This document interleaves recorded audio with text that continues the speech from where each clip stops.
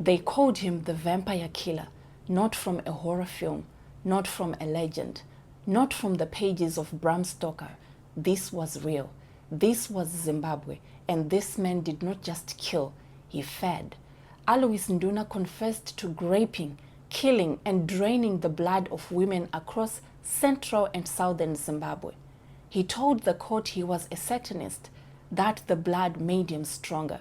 Alouis Tapuwa Nduna, also known as Jackson Moyo, came from Matanga village under Chief Jiri in Gokwe. He was just 26 years old when he was arrested, young, unremarkable in appearance, the kind of man you would pass on the street without a second glance. But beneath that ordinary exterior lived something deeply, disturbingly dark. Nduna claimed he was initiated into Satanism by a Nigerian businessman he met while working at a lodge in Zambia. He said they approached him, burned frankincense, which he inhaled, and in that moment he was drawn into a world he described as the underworld. He told the court that he had been instructed by his church, which he called the Universal Church, that sucking the blood of women would give him more power. A man, a village, a dark initiation across the border, and then he came home. It allegedly started on October 9, 2013, when Nduna was hired by 4 siblings to murder their aunt, whom they believed practiced witchcraft. 2 days later, Nduna went to their aunt's homestead, forced his way into her bedroom, assaulted her with an unknown object, cracking her skull and killing her on the spot. After receiving payment, he fled to Zambia. He crossed the border. He thought he was done, but he wasn't. Something had been unlocked, something that couldn't be put back. He returned to Zimbabwe in 2014, and this time there was no one hiring him. He was hunting on his own. On March 23, 2014, Nduna grabbed and murdered a milk vendor in Mvuma before dumping her body in a nearby bush after drinking her blood. A milk vendor, an ordinary woman walking home from work. The very next day, he attempted to kill a worker at a chicken slice restaurant in Mvuma. He would have succeeded, but a passerby heard her scream and came to her rescue. He moved in. He didn't stop. In April, he met another lady along a footpath in Rishavani. He offered her $3 for sex. After they were done, he strangled her, dumped her body in the bush. She was found days later in an advanced decomposition. On April 29, he approached another lady at a road turn-off along Rishavani and Blawayo Highway and proposed to walk her home. After walking with her for about 4 kilometers, he strangled her and dumped her body in the bush, stealing her 2 cell phones, which he later sold in Masvingo. One thing was consistent across every crime. After raping his victims, he robbed them of their personal possessions, killed them, and then tied their own clothing around their necks. A bizarre, ritualistic act left police completely baffled. Nduna is said to have committed similar crimes in Hwange, Blawayo, Chipinge, and Masvingo. The entire country was his hunting ground. Residents across Midlands province spent sleepless nights as police launched desperate operations to find the killer. A sigh of fear hung over entire communities. But this was no ordinary manhunt, because this was no ordinary man. When Nduna was first detained at a police station in Mvuma, terrified officers ran away from him. Why? Because right there in the station, he tried to draw blood from his own forearm while in a trance and then vomited 15 mils of blood. He wasn't just a killer.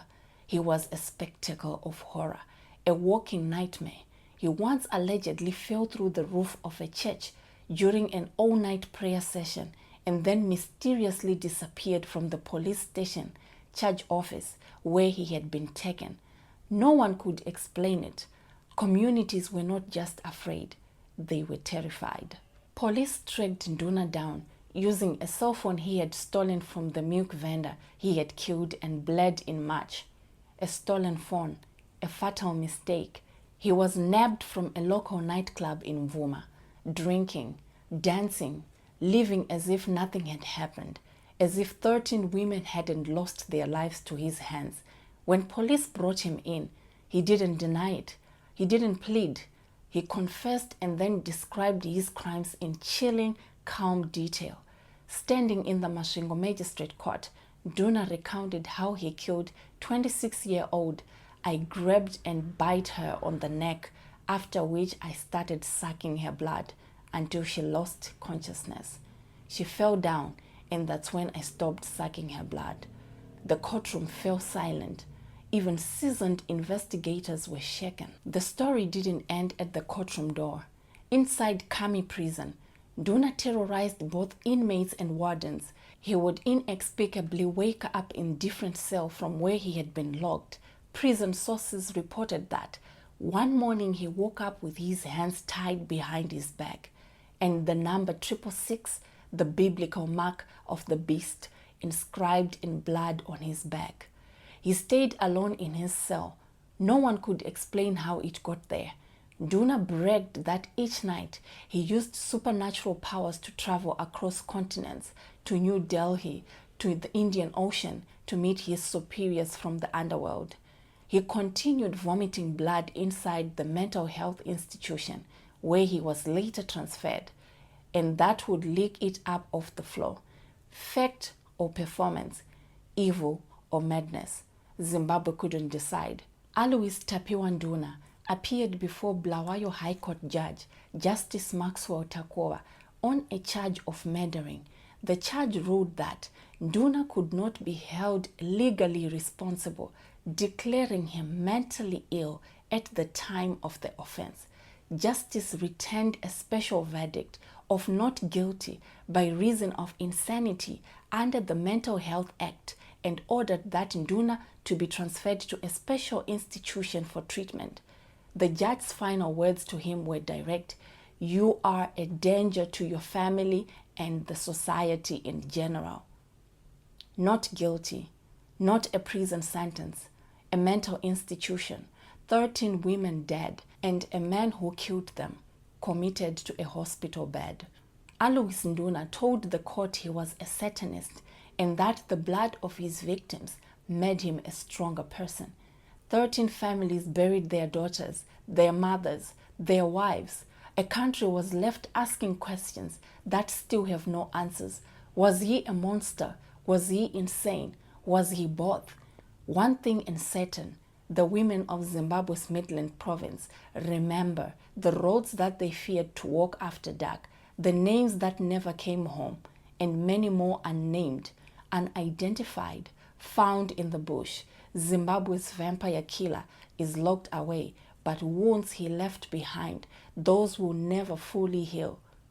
Click the link in my bio and subscribe to my YouTube channel.